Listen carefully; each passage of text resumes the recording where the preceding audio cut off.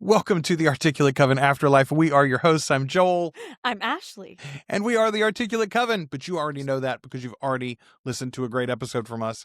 Yeah, I bet it was amazing. What have you just heard? You've heard, I know what you've heard. You've heard The Queen and the Thing. We discussed The Thing from 1982 with the Queen of the Damned herself. It was so fun to chat it up with Nancy. Like, that was so much fun.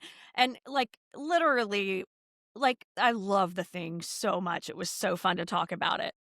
Hello, I am Joel Sharpton, one half of the Articulate Coven, and this is a very special treat for you YouTubers and YouTube fans of ours. I appreciate you watching us, and I hope this isn't the only thing that you're watching. If this is the first time that you found us, cool. We mostly do Anne Rice stuff, although we talk a lot of Stephen King here as well.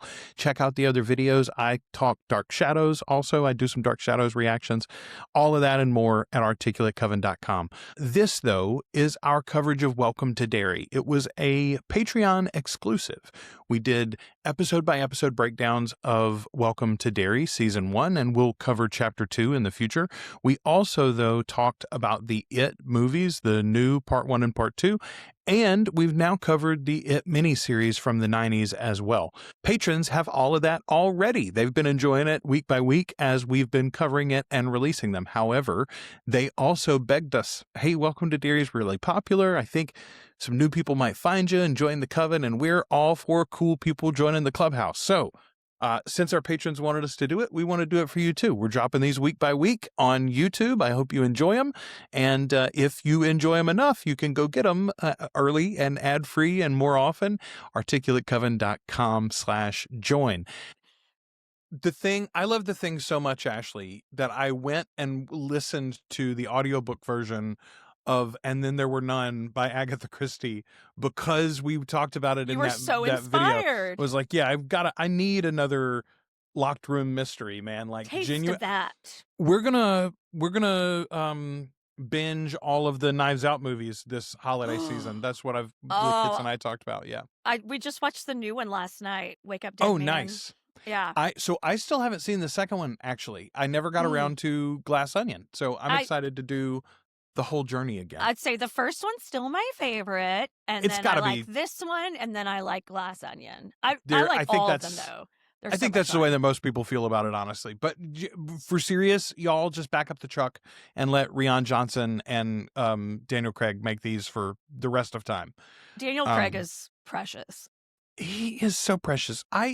Listen, I love it when a James Bond is actually an interesting actor, right? Like, Roger Moore's not my favorite James Bond, but he is one of my favorite James Bonds because of everything else that Roger Moore did with his celebrity, right? Yeah.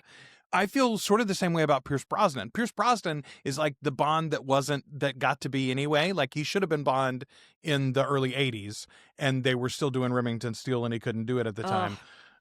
Anyway, this is not a show about Bond. We're talking about It. Yeah, we're going to talk about It, but before we do that, oh shit, I lost my train of thought. You were telling me we were talking about celebrity bonds and what they do with their celebrity. I think this is lovely what Daniel's Craig. doing. We were talking about Daniel Craig. If you haven't seen Logan Lucky, do yourself a real fucking favor. He is hilarious in that. It is so hard for me to wrap my head around that that's the same man as James Bond. He is genuinely someone who seems to enjoy the craft of acting, and he's got so much money and so little, like, he doesn't have a desire to be a billionaire, it doesn't seem like, right? So he's not on that track. He's just on the, I've got enough money that I can coast and say no to anything that I want to say no to. I forget that all the time. Yeah, it's also like the family is doing well. My God. Every man and woman is into Rachel Weisz. Yeah, absolutely. Has been since the seminal classic from the 90s, The Mummy. Oh, Lord have mercy. They're getting the team back together. I don't know. I know. I'm so excited. I'm so excited. If you don't think that we're going to cover that fucking movie on this podcast, you're very wrong. And all of the other ones as well, we'll have to. We'll have to lead up to it. It was going to be a whole movie night thing. All right. Welcome to Derry, episode 5. Oh, Lord. Man. This one. Okay. The shit hath hitteth the fan, and everywhere else too. boy, so this episode starts, my first note is Taniel looks like he's had a seizure, which is exactly what happened, actually. He was basically forced into a seizure by Halloran's probing. And Dick Halloran doesn't look much better than that, honestly, Ashley. No. And poor Dick. Poor Dick's You box say gets that. unlocked. Let's just remember, though, Dick... You know, I don't want to get too political, but I'm just We shouldn't be using our powers for evil. You shouldn't follow illegal orders. They're like... You shouldn't follow illegal orders. These are illegal orders. What Dick Halloran has been asked to do is wrong, and Dick should have known better. There's I understand why Dick did it. Featuring Mark Kelly, Senator Mark Kelly. Man. It's worth a watch. Yeah, no, Dick is definitely off the rails in this episode. Like, this is not okay behavior. This is torture. This is fucking torture. Not only is it torture, it's rapey. It's mind rape. It's like so invasive and so uncomfortable and awful. Yes, but Dick's box gets unlocked and it's very bad.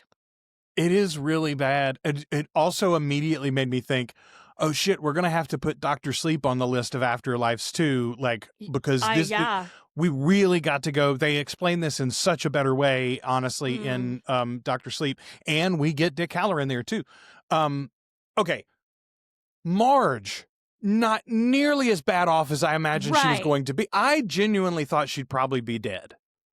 I mean, I didn't think she was going to be dead, but I thought that one eye was gone. Like, for sure. But it seems just... like she didn't really gouge it at all, actually. No, she, like, cut herself on that. I think on the saw. She actually cut herself on the saw.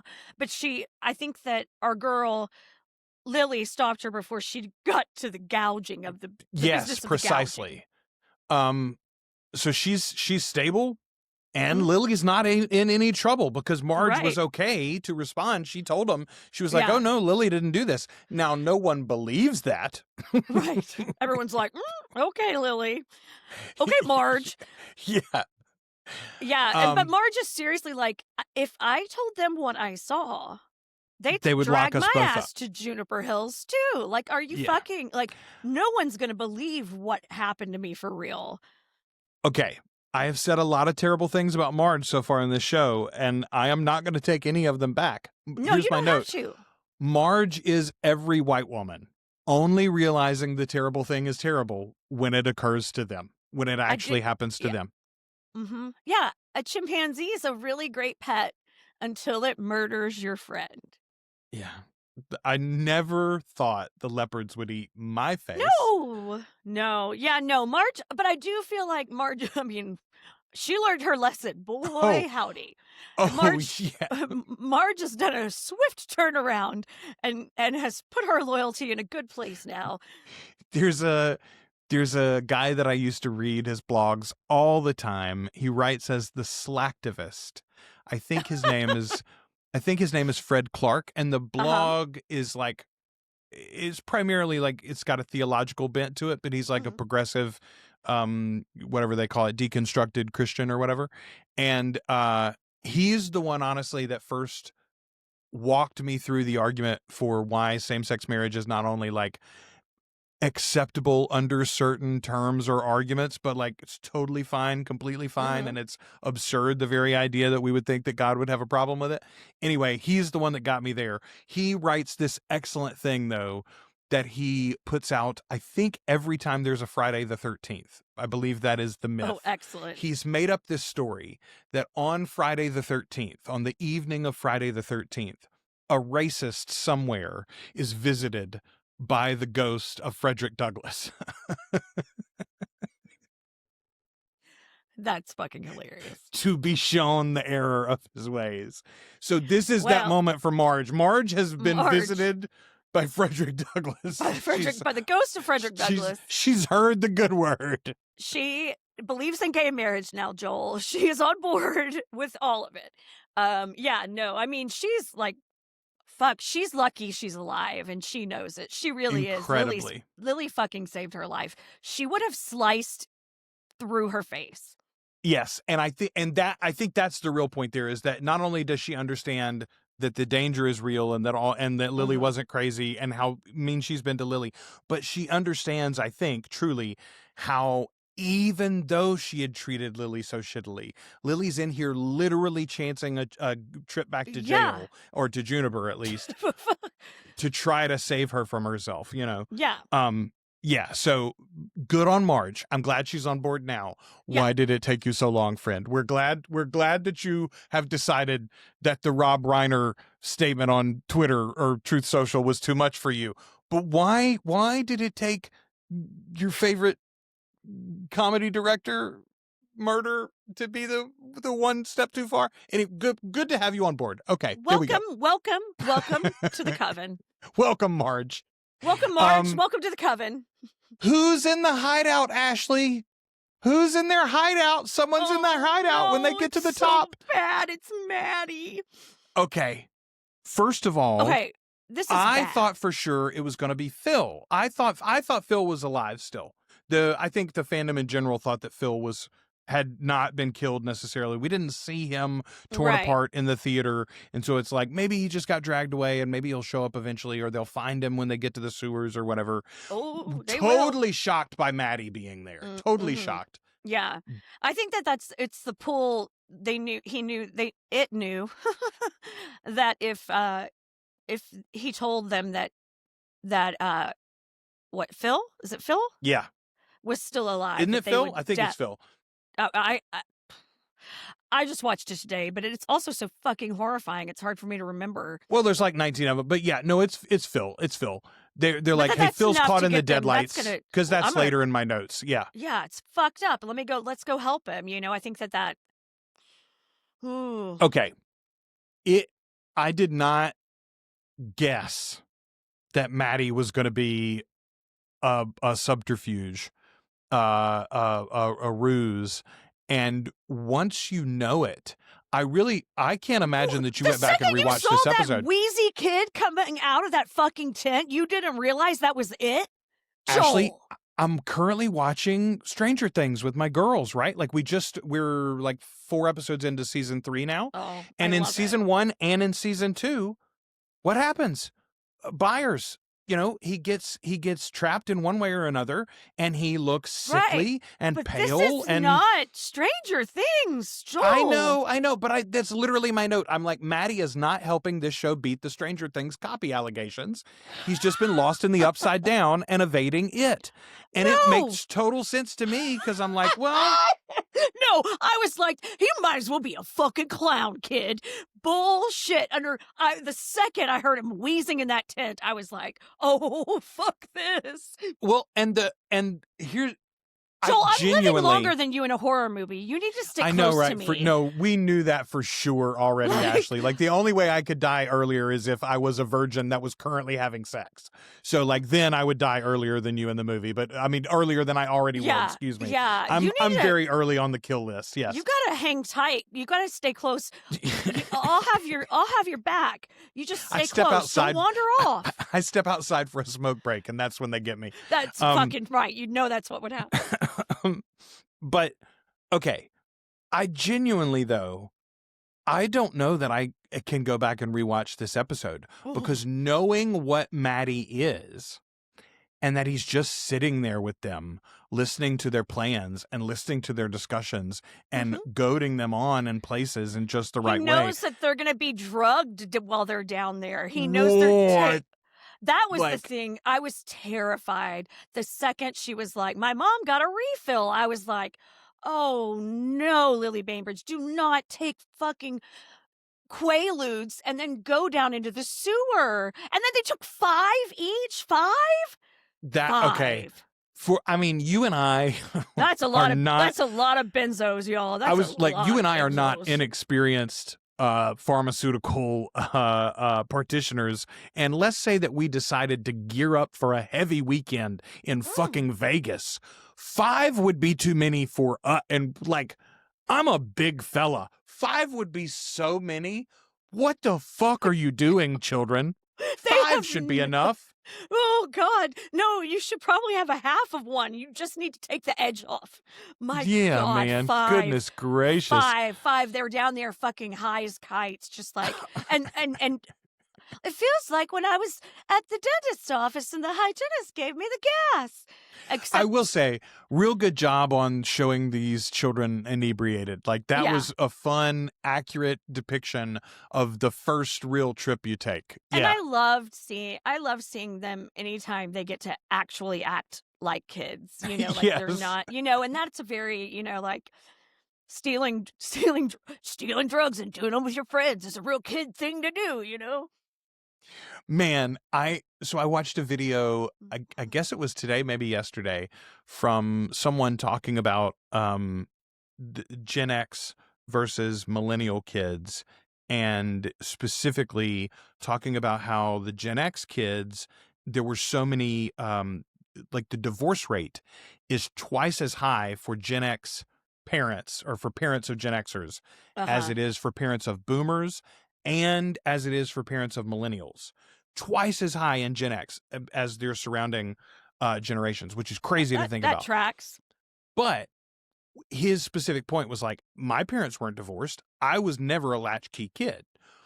But because there were so many in our generation that were, everybody had at least one friend who, and this guy was like, his dad gave him a car and his mom would let us drink in his room on the weekends. So I had a ready access to probably too much alcohol at a very young age, even though my parents were very involved and, you know, like not leaving me alone at all. And still I had access. So anyway. Because we didn't have that 24-hour supervision, you know? We were unsupervised. We were out in the streets, you know? It was a hell of a time to be alive. But this is a town that has all of that, like the parents, stuck in the everything's Mayberry and nobody would ever do anything wrong attitude. And also they're all being hypnotized by an evil demon of fear. So like Right. And these kids are fucked is my point. And turns out they're getting a little edgy right now. Okay. No cops. They'd send me back to my dad. I ran away once. I'd do it again. I'd rather go back to the sewers than there. And Ashley, again, I'm so sold. I was so ready to talk to you about what possible terrible trauma Maddie has in his background. And here's the thing. That may be real that it's drawing on, right? Because he ate Maddie, and so he knows all of Maddie's fears and backgrounds or whatever. So that may be something real that he's telling those kids there. Oh, I guarantee you it's real. That's real. Oh, God. But it's still it saying it. Oh, the whole thing, man. Okay. There's so many things about this series that you have been ahead on, though, and I've had to, like, chew my lips off to not say. One of them is in this episode. That yes, I guessed it's something in this episode. So hard when I'm wrong. You thought Maddie was fucking back from the dead. I really did. I totally did. Okay. When this colonel lights up this fucking cigar before he tells Hanlon what's up, I was so pissed at him. This actor, and we've given him his flowers before, but I'm going to look him up again. He's great. James Remar? Yes. Yeah, James Remar. God, he's so good in this show. Man, he plays an asshole really fucking well. But, I mean, like, he's good. He's in Django Unchained. He's real good in that. He's good in Sex and the City, which you mentioned previously. But, like, Dexter, which I don't think we had mentioned. He's so good in Dexter. Oh, my God, I forgot. He's in the second Mortal Kombat movie from 97. Mortal Kombat Annihilation. He's in that? Who is he in that? I don't know. I'm clicking through to see. Oh, my God. This is like... James Reeve. Oh, my God, he plays Raiden. Ashley, he plays Raiden in the second Mortal Kombat movie. He replaced... Christopher Lambert? Yeah, Christopher Lambert. Oh, my God. But you know what? If I think about that second Mortal Kombat movie, I just put Christopher Lambert in it. I didn't realize I think in I my do brain. Too. The only thing I remember from that one's the one that's got Goro in it, too. The four-armed guy, I think. He's not in the first one. Anyway, boy... This podcast episode's a winding road for everyone today. James Remar is a great actor, but, like, this colonel is such a tremendous dickhead. And the more that I think about it, like, I think he thinks he's doing what he's supposed to do or doing what's right. And I'm like, you are so fucking misguided, man. Like, what are you doing? We'll just end wars with this. No, that's not what's going to happen. That's You can't just drop Godzilla. I mean, again, not to go straight back to the Stranger Things, but the Russians notice what you're doing eventually, guys. Anyway, okay, what will the Russian It look like? Right? What are they going to find when they start digging in their fucking snow? So, Major Hanlon says, you're telling me Derry's a prison and we're looking for the bars, which is just such a great summation. Yeah, and we want to move them closer, but that's not what we're going to do with them. We want to put them in a box and carry him around. Yeah. Drop him on Vietnam. Okay. Let's see. The creature sheds, its discharge infects the water. That's what we hear in the meeting of the elders. It's so crazy. That is, first of all, it is crazy to think about, but also makes so much sense. And I think it's accurate to I don't know that they describe it exactly that way in the book, but that is accurate to what it is doing to the town, 100%. Yeah. Yeah. I don't remember there being any sort of like explicit like shedding. Describing it as discharge. Yeah. Yeah. No. I mean, because boy, he would have, I think King would have absolutely taken the opportunity. Yes. It's not even, you think it's slurry. Piss. It's not piss. It's not piss. Not, you think it's pus. Of a discharge. It's not pus. Yeah. You remember this one lays eggs. Yeah. Anyway. Okay. But be able to taste augury. it. The augury is an interesting, and I don't remember this from the books either, but they're describing the climactic event at the end of each cycle as the augury. I like this idea. Yeah. They're giving and it we a do really, know that that's, they're formalizing it a little bit. They're giving it some rules. Out some more, and I really like that. Yeah, well, they're fleshing it out, right? Like it's like Tolkien doesn't explain why Gandalf can do what he can do and why he can't do what he can't do, right? There's not like a list of rules for the magic in his world, really, exactly. He might have had one, but he didn't formalize it. This show is fleshing out a little bit, and again, it's not going out of bounds, I don't think. It is just defining a little further what the book sort of hints at and implies in one way or another. Yeah. Okay, I like that Rose just came to see Francis. She figured out what was up, and she's like, all right, motherfucker. Yeah. Color me surprised again. Francis, our colonel, he lied. And I mean, I knew he did sort of, but I didn't expect it to be like this. So 5 years ago, or 5 years before he comes to Derry, Francis gets his memories back because he was in some sort of drug thing for the MK Ultra army. kind of thing. Okay, so it's not, he's very non-specific about it, but I saw some video that was talking about there are certain levels of classification that you can get to in the military specifically, but even in just government general, where one of the things that they put you through is like a truth serum, effectively, to see if you're lying on part of your, whatever connections or whatever.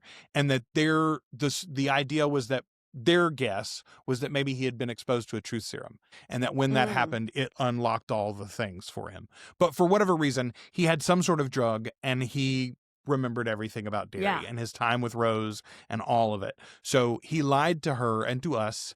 He has been thinking about this for a while. He's been working on it at least the last half decade or so to bring this project to fruition.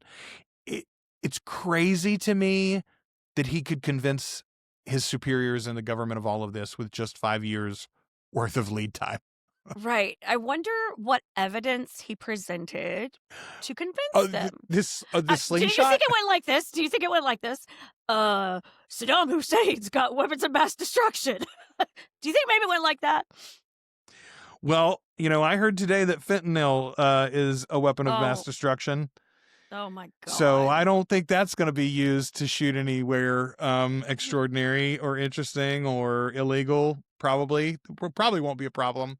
Again, why are we? I thought we did learn history. I don't know why I personally am doomed to repeat it. Anyway, Here we are. I read, for crying out loud. Yeah, right. But no, that's exactly what he's planning to do here. He's like, and I know that's what he sold them. He sold them a bill of goods about an ultimate weapon, an unbelievable 100%. monster that you could unleash. And I mean, we can, genuinely, and we can control it. We're going to dig up these pillars, and we'll just put it around wherever we're keeping them, and then we'll let them loose when we need to let them loose, and pin them in when we need to pin them in. If you and I had like real proof that Bigfoot existed, that's what they would do. They'd go to fucking Oregon. They'd put him in a cage and they'd see if they couldn't train him to fight, guerrilla warfare. Like, of course. I would want to sit down with him, smoke a bowl, hear the tales of his people, maybe have a campfire meal. Like, look, man, how did you evade everybody for like the last 400 years must have been rough, right? Yeah. Okay, there's a lot of us motherfuckers here. I don't know if you've noticed. Encroaching, no less. Rose, encroaching, no less. Rose gives Taniel a dagger made of the meteor fragment. She says, keep it close and you'll be safe, okay? And I immediately went, he is not going to be keeping that close, is he? He's gonna lose that.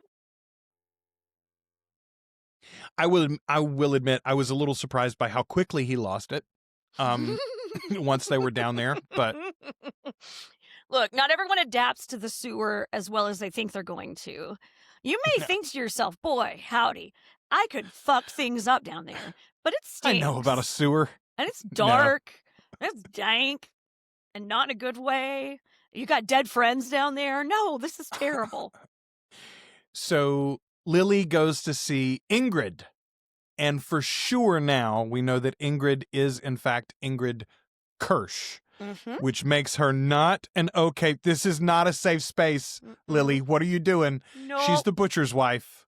Uh-oh. First of all, the butcher, we already know. The butcher is fucked up. We know. We don't know exactly how, but we knew that already from his time with Mrs. Hanlon. Yeah. This scene makes it more obvious eventually. We get a little glimpse of him here, too, but like... Also, though, Mrs. Kirsch is the one that attacks in It Part 2. Like, she attacks Bev. Yep. I mean, and we know that that's not really Mrs. Kirsch, but that means that this woman gets eaten by it at some point. So, there you go. There also, you go, kids.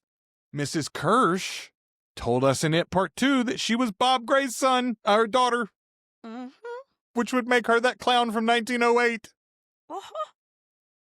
I'm very nervous about this suddenly, Ashley. Yep. Remember when you said that picture didn't quite look like Pennywise? But it kind of looked like that little girl clown from 1908? Yep. I don't know. I think Ingrid's doing some... I mean, I think Ingrid is doing a lot of things that she shouldn't do, it turns out. Oh, yes. Oh, this is where we hear, by the way, the prison bus to Shawshank that had Hank Grogan on it has crashed, and he has escaped somehow. Meanwhile, there's a gas leak on Neibolt Street, which was very convenient since Yanni wanted to go there. The government will always have an excuse to shut down the place, the area around the place that they are getting into that they should not be getting into. Okay. I like when Lily stands up for herself and throws her weight around here a little bit. We're going to get stoned, and then we're going to go fight this fucking monster. Yeah. We're either anchors or lifeboats, Ashley. We're either anchors or lifeboats. This little speech, I loved it. I really loved that. If she hadn't told them that they were all going to take 5 pills of dope, I would have been fully on board with this plan, Lily. I want her drug dealer, which is her mother. It's very hard to get your hands on a good quality benzo in this day and age. I was going to say, though, how big a prescription is this woman getting that Lily thinks she could take 15 without getting noticed? Well, and that's a lot. No, it's more than that. She's taken 20. Yeah, she took 20 pills from this woman. Yeah. That's half a month prescription at least. Good Lord. I think the implication is it's a take as Mama's needed taken medication. too much. And Mama's taken enough of them that she's not noticing the 20 that are gone. Okay, good point. Good point, I guess. Kind of like when you have a long drunk night and you're like, what happened to that pack of cigarettes?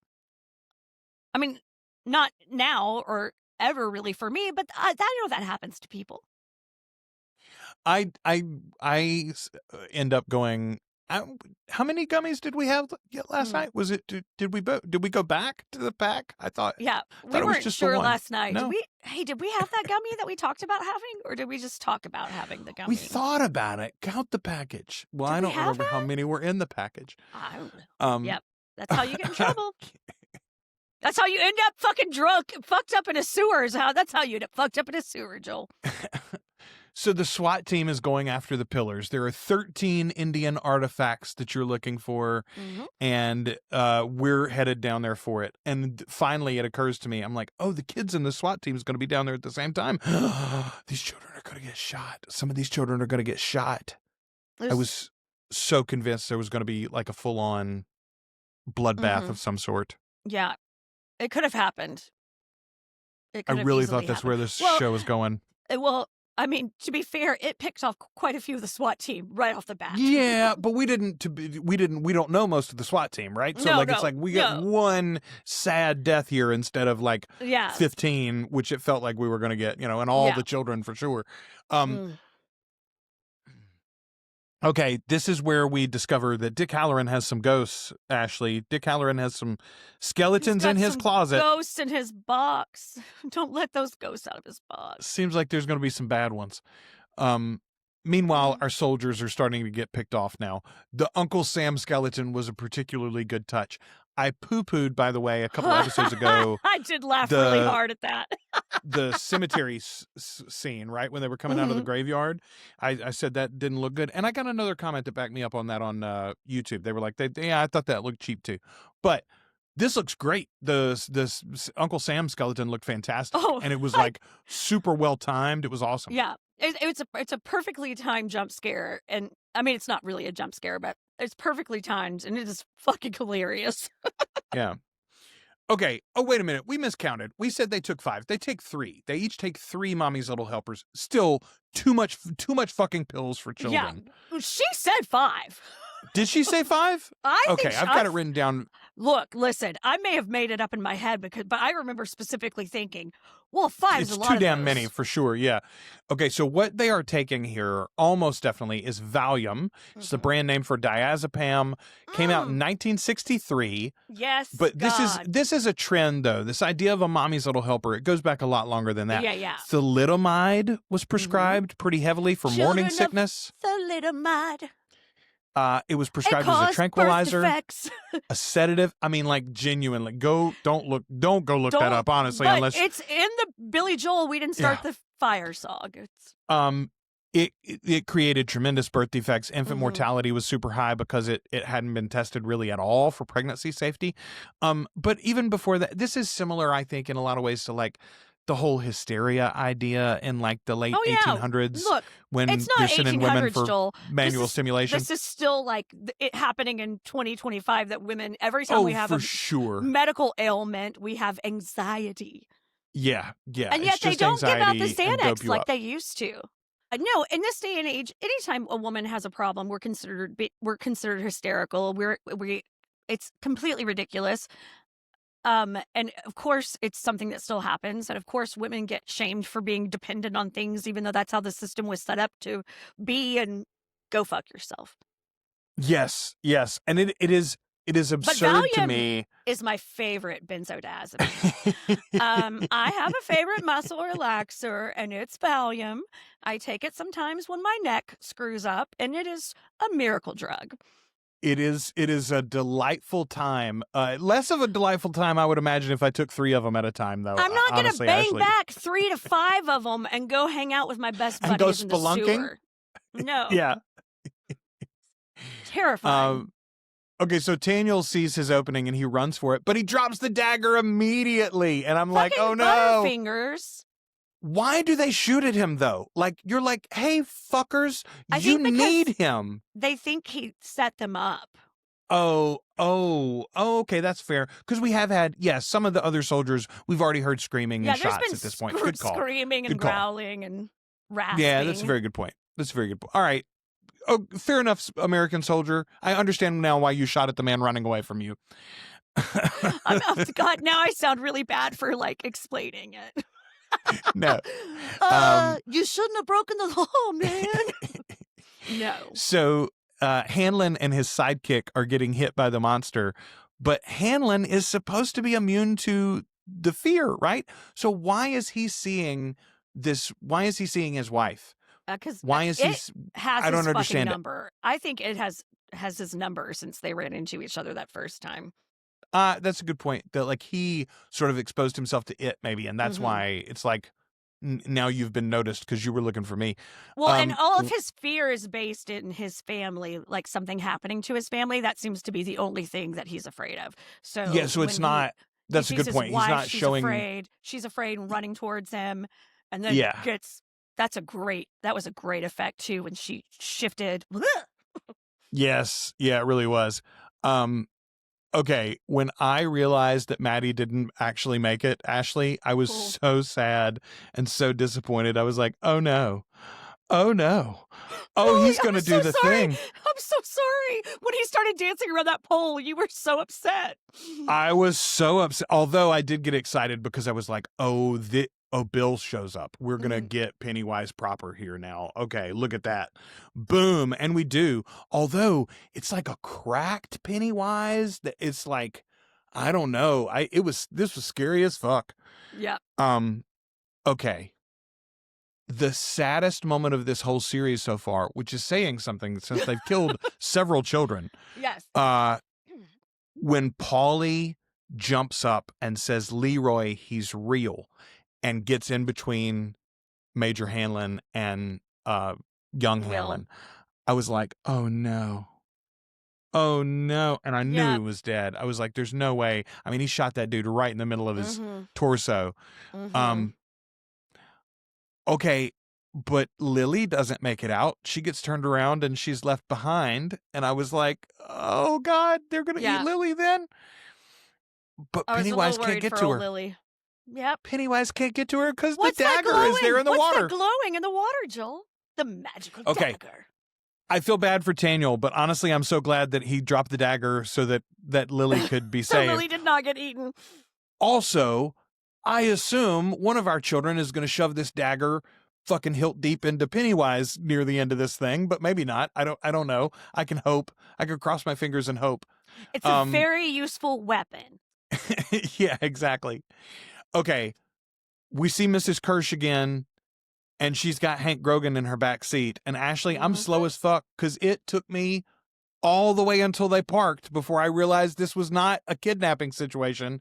This was the white woman that he's been messing around with. You even predicted this 2 weeks ago. I knew he was dating a white woman, but I never would have imagined, first of all, because I am expecting this woman, especially now, I'm expecting her to be evil. I'm like, why would our great Hank Grogan be involved with this evil white bitch?